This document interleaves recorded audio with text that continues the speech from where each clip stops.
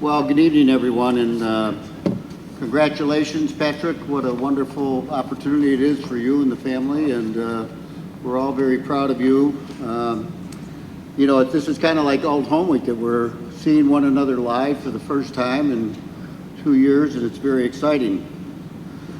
You know, when I think about this particular award, I think about Leonard. Usually his family is here with us. They couldn't be tonight, but they always bring back great and fond memories of Leonard. I'm one of the few people among you, I think, that actually knew Leonard. I was lucky enough as a young lawyer to meet Leonard when I was a law clerk, and he was he's about this tall. I think he might have been shorter than I was, but he was this giant in the legal profession, and he was someone that each and every one of you would like to emulate. Leonard never boasted about his successes. He never boasted about his hard work and the energy that he put forward on behalf of this community and on behalf of the nation. I think during World War II, Leonard once told me, Leonard was a tank captain. And he told me that the reason that he was selected is that he was short enough to fit in. But Leonard, in his career, did many, many successful things that we all benefit from every day of the week. When one of you opened a Tylenol bottle this morning, or a bottle of drugs that had a seal on it, that's because Leonard spearheaded that litigation that changed the safety for all of America and indeed all of the world. And yet that was never something that Leonard bragged about. When you went into Leonard's office, on the walls in his office, I remember, how many of you remember no-fault insurance? And how many of you remember a $30,000 cap on wrongful death litigation?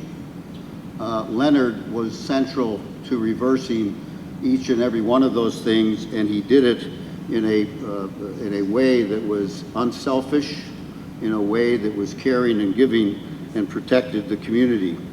He was an ordinary man of ordinarily exceptional skills.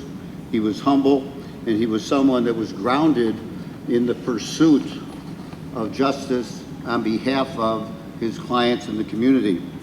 He was quiet, he was measured, and he was thoughtful in all that he said and did.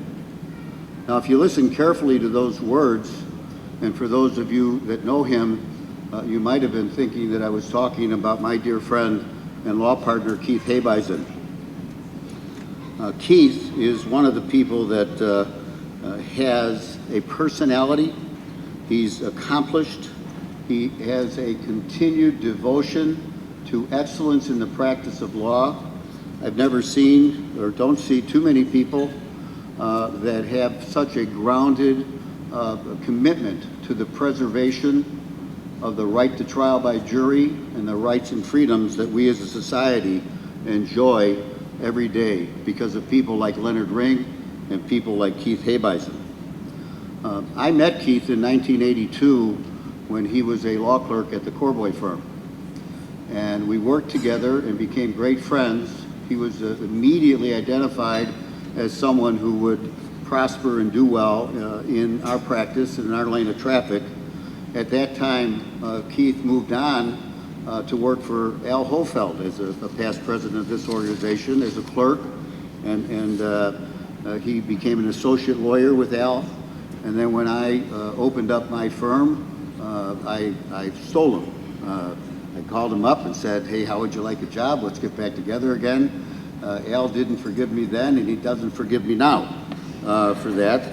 But I could not have been happier tonight than that day when Keith said yes. So Keith, at that time, became my law partner. But along that way, I got to meet his family. I got to meet his great mom, Jean, who's with us tonight. Jean, hello, Mrs. Hebeisen.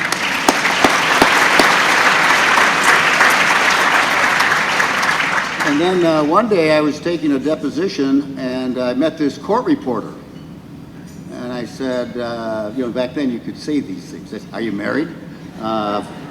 And no, I said, you looking? She said, yeah. I said, well, I kind of got a guy I'd like to introduce you to. And that was the lovely Jody Hebeisen, who remains his wife today, and I take great credit for being the, what do they call that, the guy with the arrow.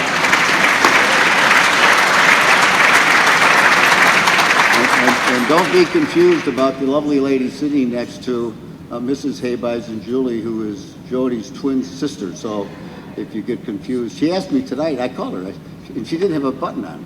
And I said, Julie, and she said, how do you know? And I could always tell the difference between the two of you. And then, of course, we have lovely Melanie, who's with child, going to have a second grandchild in October, and her husband, and then big son Kenny there. So the Hebeisen clan is here tonight in full support.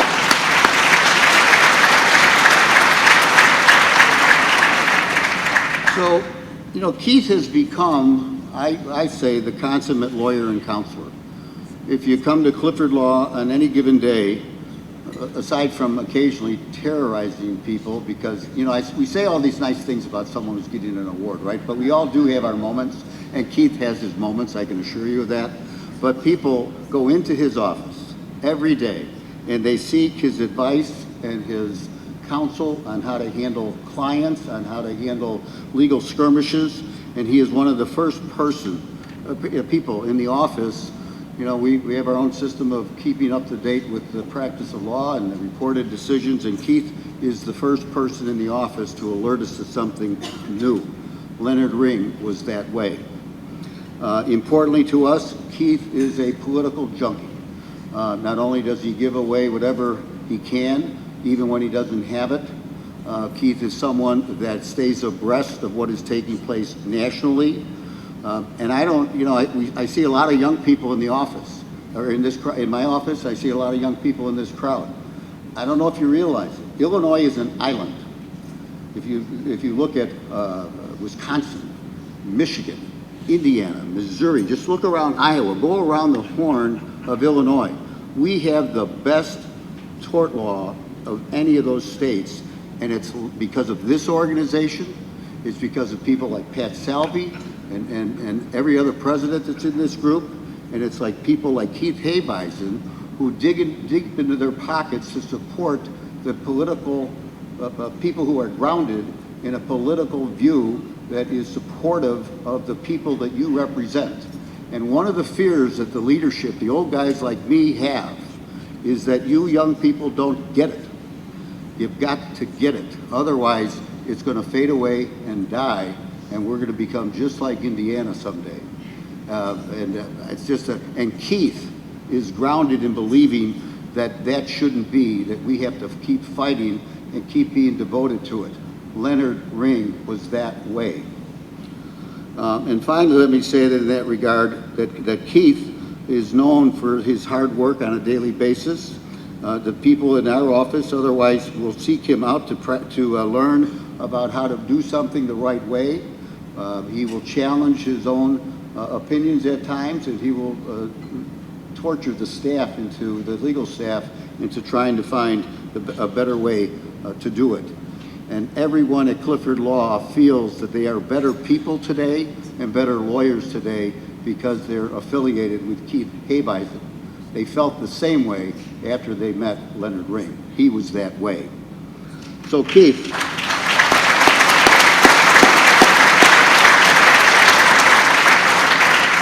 my sincere congratulations to you in receiving this award. Well deserved. We love you, man. Come up and get it.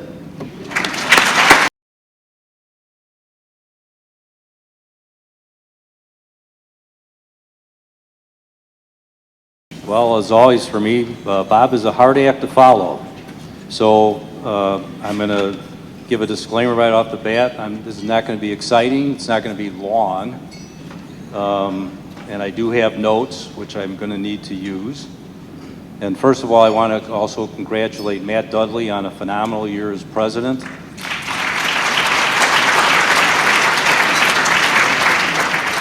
And my other friend, Pat Salvi, for your upcoming year. And as Matt said, what did he say? It's a bitch, or it's hard? It will be hard, but it will be rewarding, and you will appreciate it for many, many years. So The first thing I'd like to do is thank some thanks. First of all, to the members of the ITLA Leonard Ring Nominating Committee for recognizing me, considering there are others who are just as deserving of this prestigious award as I am. I'd like to thank, I know they're not here tonight, they usually are, as Bob mentioned, the family of Leonard Ring for continuing to lend us his name to pass on year after year in recognition of his amazing career and accomplishments, which Bob adequately addressed already. I'd like to thank everybody at Clifford Law Offices who's here tonight and those who aren't. It's my home away from home. And the wonderful lawyers and staff. I'm so proud to be a member of that firm and having been a member of that firm for so many years. I'd also like to recognize the past recipients of this award, all of whom I actually have known, including Leonard, although I didn't know him as well as Bob did. And many of those continue to inspire me to carry on. I want to talk about two of those in particular. Bob mentioned that I was a law clerk at Philip Corboy and Associates when I was in law school. I actually worked for Bob, not for Phil, but at the time I was hired, I'm surprised Bob didn't mention this, I had a full beard and long hair. And as I left the job interview, which was actually very short, Bob said, by the way, Mr. Corboy doesn't like beards. And actually the truth was Bob Clifford doesn't like beards. So the beard came off. But I was given an opportunity that I told myself I was going to make the most of. And if I was going to give a lecture to anybody, and I've said this, my family's heard this before, is that making the best of opportunities that are presented to you is the way to be successful in life. And I believe I did that. And the main reason I did that is I was mentored by two of the icons of this profession. I had some from Phil Corboy. I was only there for a year as a law clerk. I was there for a year about a decade later when we had a merger. But most of my mentoring, almost all of it, has been from Bob Clifford, who is the most talented, smart, not aggressive isn't the word, but very tough lawyer who taught me almost everything I know. He's the best lawyer and teacher I've ever been exposed to.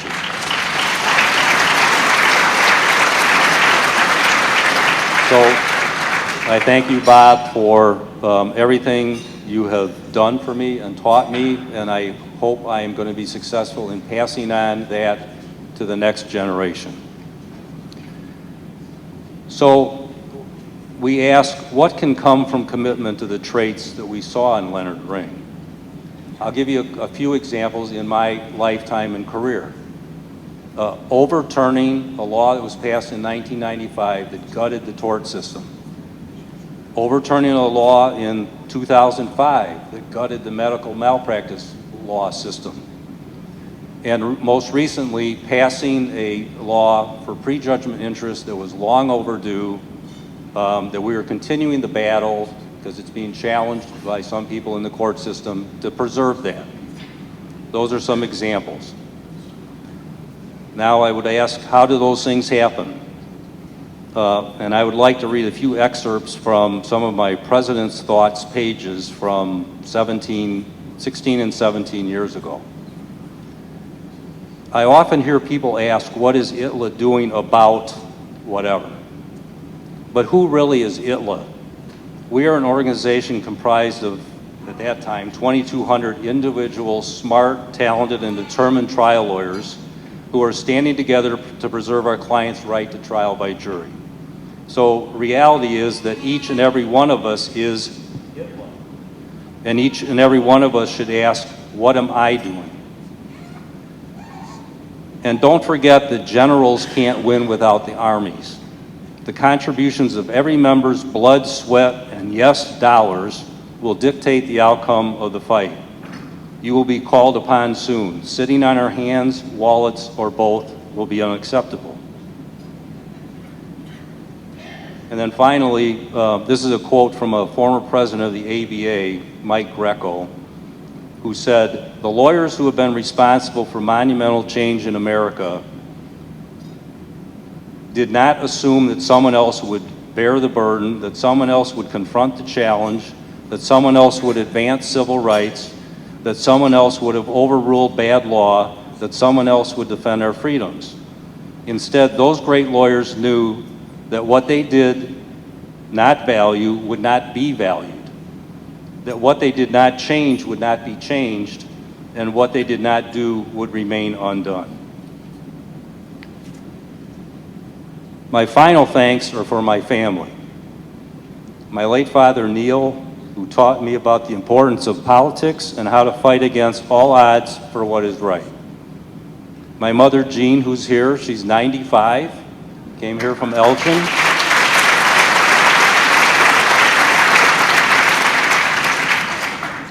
She still lives in the house I grew up in by herself with her dog.